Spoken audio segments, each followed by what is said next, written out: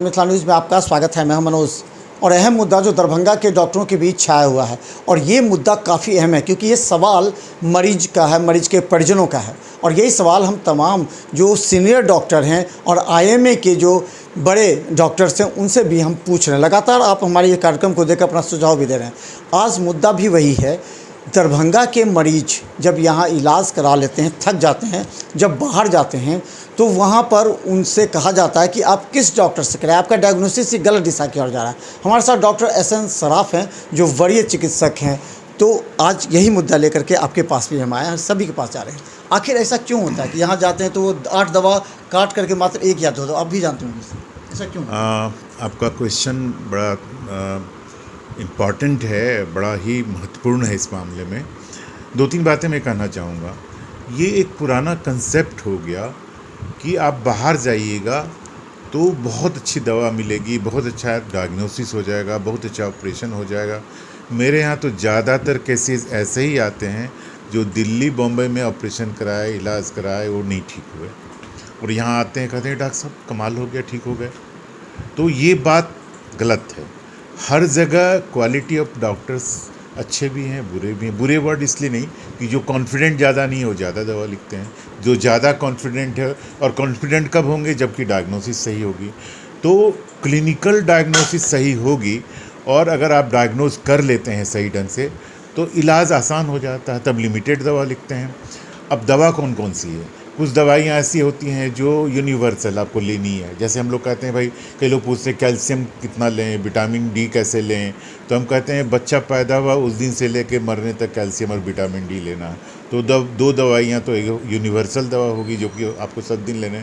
ज़्यादातर इस एरिया के लोग एनीमिक होते हैं, अच्छे अच्छे फैमिली के लोगों को एनीमिया है, हीमोग्लोबिन की कमी है, तो आयरन हम लिखेंगे ही। ज़्यादातर मरीज जो हैं प्रोटीन डेफिशिएंसी के होते हैं, और प्रोटीन प्रॉपर रहेगा तभी आपका कैल्शियम एब्जॉर्ब होगा, विटामिन डी एब्जॉर्ब होगा, हड्डियाँ मजबूत होंगी।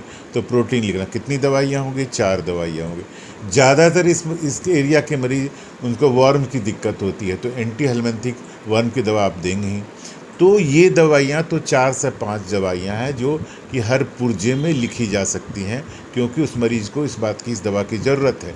अगर कोई बॉम्बे और दिल्ली का डॉक्टर इस ज्योग्राफी को नहीं समझता है और इन चीज़ों को नहीं समझता है और वाहवाही लूटने के लिए कहता है कि अरे बहुत दवा लिखी गई, टोटल बिजनेस है। टोटल चीज़ यही होता है कि आखिर यहाँ जो इतनी दवा लिखी जाती है तब भी ठीक नहीं होते हैं। हाँ, और वहाँ जाके 1 या 2 दवा पर ठीक हो, इसलिए विश्वास ज़्यादा बढ़ जाता है। ये ओवर कॉन्फिडेंस की बात है कि आप 5 स्टार में गए तो लगा कि क्या टेस्ट है खाने का, और साधारण होटल में जा रहे हैं तो कई तरह की सब्जी है, तो कई तरह का खाना है, तो भी आपको समझ में नहीं आ रहा। ये गलत कंसेप्ट है। कंसेप्ट ये है कि आप अगर डायग्नोज कर लेते हैं तो कम दवाइयों से काम चल जाता है, और आप डायग्नोसिस सही नहीं कर पाते हैं तो ज़्यादा दवाइयाँ लिखी जाती हैं। एक दूसरी बात, उस ज़माने में, जिस ज़माने में ये बातें हुआ करती थी, इलाज की और इन्वेस्टिगेशन की सुविधाएं नहीं थी। जैसे एमआरआई यहाँ नहीं था, सीटी स्कैन नहीं था, अल्ट्रासाउंड स्कैन। हम लोग जब 86 में निकले तब तक तो अल्ट्रासाउंड नहीं था। अब तो अल्ट्रासाउंड भी है, एमआरआई भी है, सीटी स्कैन भी है। अब तो कोई भी डॉक्टर डायग्नोज कर लेगा बीमारी का। ठीक है। अब तो ये हाल हो गया है कि आदमी इन्वेस्टिगेशन ओरिएंटेड हो गया, और इन्वेस्टिगेशन में बातें जो आप बिल्कुल एग्जामिन करके नहीं समझ पाते वो बातें निकल आती हैं। तो जब बातें निकल आती हैं, डायग्नोसिस हो गया तो इलाज तो बहुत आसान हो गया। लेकिन जो डायग्नोसिस यहाँ कठिन है वो दिल्ली वालों के लिए भी उतनी कठिन है। कई तो मेरे ऐसे भी मरीज़ हैं कि वहाँ भी डायग्नोज नहीं कर पाया, अनडायग्नोज करके लोग भेज देते हैं। तो ये कंसेप्ट बदल गया है। दिल्ली हमेशा अच्छा है ऐसा नहीं है। दिल्ली के बहुत से बिगड़े हुए केस हम लोग कर रहे हैं। बॉम्बे बहुत अच्छा नहीं है, वो वहाँ के भी बहुत से बिगड़े हुए केस आ रहे हैं। क्वालिटी ऑफ डॉक्टर्स हर जगह अलग। बल्कि अब तो हम ये कहते हैं जिसमें दम है वो फील्ड में कूदता है, जिसमें दम नहीं है वो कॉरपोरेट हॉस्पिटल में जाता है। मेरा तो यही कंसेप्ट है। इससे जुड़ा हुआ और होता है कि स्पेशलिटी जो कहते हैं विशेषज्ञ हैं, विशेषज्ञ दरभंगा में भी बहुत ऐसे हैं जिसका विशेषज्ञ नहीं है, लेकिन वो जनरल कहते हैं कि हम विशेषज्ञ हैं। और दूसरा कि निर्भर करते वैसे कंपाउंडरों पर जो कि आज क्लिनिक खोल करके हर जगह बैठे हुए हैं, वो रेफ़र करते हैं। भले उसको क्या मिलता है ये आप भी जानते हैं, हम भी जानते हैं, लेकिन ये इस तरह जो होता है वो स्पेशलिटी नहीं तो क्यों इलाज करते हैं? ये जागरूकता की कमी है, और एक लालच, ग्रीडीनेस वाली बात है। तो समाज का डिटोरिएशन हुआ तो इस फील्ड में भी डिटोरिएशन हुआ। ऐसा तो नहीं है कि कोई भगवान बन के बैठा हुआ है। लोभ हर आदमी को आ सकता है, वो अपने संस्कारों पे, अपनी विल पावर पे और अपने कॉन्फिडेंस पे डिपेंड करता है कि कब कितना आप उस लोभ को रोक पाते हैं। लेकिन आदमी तो ऊपर देखता है ना, हर डिपार्टमेंट में हर तरह के लोगों को देखता है, इसका और असर उनके पड़ता पास इसका होगा। असर पड़ता है। गंदी चीज़ें ज़्यादा फैलती हैं, बुरी और अच्छी चीज़ें कम फैलती हैं। तो और प्लस हम सारे डॉक्टर समाज तो है एक खुली किताब है।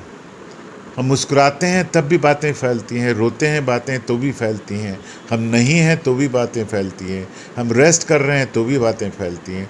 एक गॉसिप्स का मुद्दा बन गया है मेडिकल प्रॉब्लम। कोरोना के समय में आप जानते थे किस तरह आपके बारे में भी फैल गया था, कुछ एजेंट लोग ये सब उसमें भी मरीज को भिजवा रहे थे। एक दूसरे ही डॉक्टर्स थे, उन्होंने छाप दिया और आज तक मैं भोग रहा हूँ। आज मैं थर्ड जनरेशन के लोगों का इलाज कर रहा हूँ, जिसके नाना दादा का इलाज कहीं पिताजी का, उसके पोते नाती आते हैं और जब नहीं ठीक होते हैं कहीं तो मेरे पास, डॉक्टर साहब आपके बारे में तो ये सुना था, तो मैं मुस्कुराता हूँ और कहता हूँ भाई सब प्रभु और आप लोगों की दुआ की कृपा है कि मैं आपके सामने हूँ। बात तो सही थी, फर्स्ट फेज में कोई दवा नहीं थी, मैं बच निकला। बहुत से ऐसे लोग भी, ऐसे डॉक्टर्स भी, सबसे ज़्यादा डॉक्टर्स ही एक्सपायर किए, एडमिनिस्ट्रेटर कहाँ कितने एक्सपायर किए, क्योंकि हम लोग मरीज़ की सेवा करते हैं, इन्फेक्शन के प्रोन होते हैं, उनके कांटेक्ट में रहते हैं, तो इन्फेक्शन हम ही लोगों को होगा। अच्छा सर, ये बताइए कि आखिर ये करेगा कौन? एक दूसरे के कंधों पर जिम्मेवारी सौंप देते हैं, लेकिन आईएमए कहाँ है? आईएमए खामोश क्यों है? क्यों नहीं आईएमए ये बात सार्वजनिक करता है? क्यों नहीं पूरा एडवर्टीजमेंट देता है? क्यों नहीं रिक्शा से करता है कि ये जो विशेषज्ञ जो नहीं हैं उनके यहाँ मत करें, बिचौलिए से बचे? ये कभी आईएमए नहीं किया है। ये कमज़ोर एडमिनिस्ट्रेटर की पहचान है। आप अगर आईएमए के बड़े पोस्ट पे भी हैं तो आप तो एक तरह के लीडर हैं, तो आपको मिला जुला के चलना, उनकी अपनी मजबूरी है कि आप बहुत सी बातों को बहुत ज़्यादा खुलकर नहीं बोल सकते। आज ही आप आईएमए का पोस्ट पढ़ेंगे तो इतनी कंट्रोवर्सी उसमें होती है कि एक सही लीडर है तो चाहता है कि हम सबको लेके साथ चले, वन साइडेड होके वो काम नहीं कर सकता, उनकी अपनी मजबूरी भी है। तो इसके लिए क्या मरीज़ की जान चली जाए? बिल्कुल नहीं, मरीज का नुकसान हो जाए, विश्वास यहाँ से उठ जाए? बिल्कुल नहीं। और भी बातें हैं, आपको कंपैरिजन के, एक क्वैक आपके सामने बैठता है गांव में, उसके पास 100 मरीज होते हैं और इंग्लैंड की डिग्री लिए हुए आदमी है, उसका नहीं चल पाता है। क्यों चलता है उसका कॉन्टैक्ट्स, और वो इतने लोगों से, वो इतना वेल बिहेव्ड है और इतना इजीली अवेलेबल है कि उस पर कॉन्फिडेंस बढ़ गया है लोगों का। वो कभी भी अवेलेबल है, अब 2 बजे रात में भी बुलाएगा तो लोग चला जाएगा वो क्वैक आपके यहाँ इलाज करने के लिए, और जस्ट लाइक वो फैमिली मेम्बर्स बन जाता है, इसलिए उसका चलता है। जबकि डॉक्टर्स जो हैं बेचारे वो उतना कांटेक्ट नहीं बढ़ा पाते। या ये बात हम आईएमए से पूछ रहे हैं कि आईएमए का दायित्व तो बनता है। हमने एक बार एसएसपी के साथ भी आईएमए की जो बात हुई थी, अगर आप सीधा बाजार समिति से उठा के पंडा सराय तक ले आइएगा तो आपको पता लग जाएगा कि आप मरीज़ क्या जाने किसके पास कौन डिग्री है नहीं है, सब खोले हैं। तो आखिर आईएमए भी तो अपना दायित्व बताएगा ना। ये बिल्कुल जिम्मेवारी बनती है आईएमए की, आज नहीं कल तो जिम्मेवारी लेनी ही पड़ेगी, इसमें आप बच नहीं सकते। ये हम नहीं कह सकते कि हमको सबको साथ लेके चलना है, आपको कुछ ऐसे लोगों को लेकर चलना है जो सच की बुनियाद पे खड़े हैं। ऐसे लोगों को साथ लेके चलिएगा जो कि सच की बुनियाद नहीं, वो खुद गलत हैं या वो हिम्मत नहीं कर पाते हैं सही को सही गलत को गलत कहने की, तब तो आप लीडरशिप नहीं कर पाइएगा। आप अगर लीडरशिप अच्छी देना चाहते हैं और यादगार अपनी लीडर सबको बनाना चाहते हैं तो आपको सच के रास्ते पे तो चलना होगा, आपको सच तो बोलना होगा, सही को सही गलत को। और लोग आ रहे हैं, ऐसा भी नहीं है, आईएमए अभी काफ़ी एक्टिव है, बहुत से मुद्दों पर इतना अच्छा उनका रिएक्शन और इतनी अच्छी लीडरशिप हो रही है कि हर आदमी अप्रिशिएट करता है। लेकिन आईएमए भी अभी कमज़ोर है, जात धर्म बहुत सा फैक्टर है जिस पे बटा हुआ रहता है आदमी, तो बहुत लोग साथ नहीं दे पाते हैं। निश्चित तौर पर, और यही मुद्दा हम दरभंगा शहर के तमाम उन बड़े डॉक्टरों से पूछ रहे हैं। अगर मरीज की जान जाती है या मरीज़ यहाँ से बाहर जाते हैं और वहाँ जो डायग्नोसिस होता है और यहाँ के जो डॉक्टर्स पर सवाल उठते हैं, इससे बदनामी दरभंगा की भी होती है, दरभंगा के डॉक्टरों की भी होती है। इस परिस्थिति में आईएमए अपने आप को किस स्थान पर खड़ा है? क्या मरीज के हित में है या फिर उन फेक डॉक्टरों के हित में भी काम कर रहा है जो मरीज की जान लेने पर तुले हुए हैं? मिथिला मसरूज इस गंभीर मुद्दे को जन जन तक ले जाएगी और आप पूरे कार्यक्रम को देखिए और आप कमेंट अवश्य कीजिए। और हम भी बताते हैं कि आप अपनी सुरक्षा के लिए निश्चित 2-3 डॉक्टर से संपर्क करें, क्योंकि एक पर आपको विश्वास आजकल नहीं हो रहा है। देखते रहिए बिहार मिथिला न्यूज़, क्योंकि अब आईएमए के समक्ष जो सवाल है उसका जवाब हम मांगना चाहेंगे। धन्यवाद।